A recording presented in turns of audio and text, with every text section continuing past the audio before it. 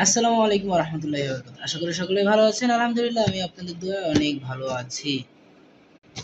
বন্ধুরা, আজকে আমাদের যে টপিকটা আলোচনার এই টপিকটা হচ্ছে adverb of place. Adverb of প্লেসটা আসলে কি? অ্যাডভার্ব অফ প্লেস আমরা সাধারণত যদি এমনি মনে রাখার জন্য বলি তাহলে বলবো এভাবে যে কোনো স্থানে একটা কাজ হয় বা কোথাও একটা কাজ হইতাছে আর কোনো এক স্থানে একটা কাজ সম্পন্ন হইতেছে এরকম যদি বুঝায় তখন ওইটা হচ্ছে adverb of place. Adverb of place কি? যে একটা কাজ কোনো স্থানে সম্পন্ন হওয়ার সময়কে বুঝায়, কোনো স্থানে সম্পন্ন হওয়াকে বুঝায়, তখন আমরা তাকে অ্যাডভার্ব অফ প্লেস বলবো। আচ্ছা, adverb of place, adverb of প্লেসে সাধারণত হেয়ার দেয়ার নে, হেয়ার দেয়ার, হ্যাঁ, অ্যাবভ, আপ, ডাউন এগুলো থাকে সাধারণত। এরপর হচ্ছে আপনার, যদি আমরা অ্যাডভার্ব প্লেস নিয়ে একটু কয়েকটা সেন্টেন্স লিখি, আপনারা একটা কাজ করবেন। আমি এখানে তো একটা দুইটা সেন্টেন্স বলতে পারি।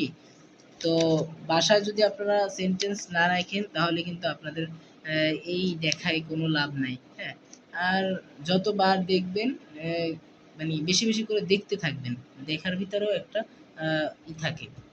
আর যে কথাগুলো বলি, যে বাংলা যেটা আর কি মনে রাখার জন্য, adverb of place, adverb place এই কথাটা তো ইংলিশ, কিন্তু এটার বাংলা যে পূর্ণ মিনিংটা আমি দিয়েছি যে কোনো জায়গায় বা কোথাও একটা কাজ সম্পন্ন হওয়াকে যদি হয় এবং সেটাকে যদি বুঝায় যে সম্পন্ন হইতেছে বা হয়, তখন তাকে অ্যাডভার্ব অফ প্লেস বলে, যে একটা স্থানে ওই কাজটা সম্পন্ন হইতেছে।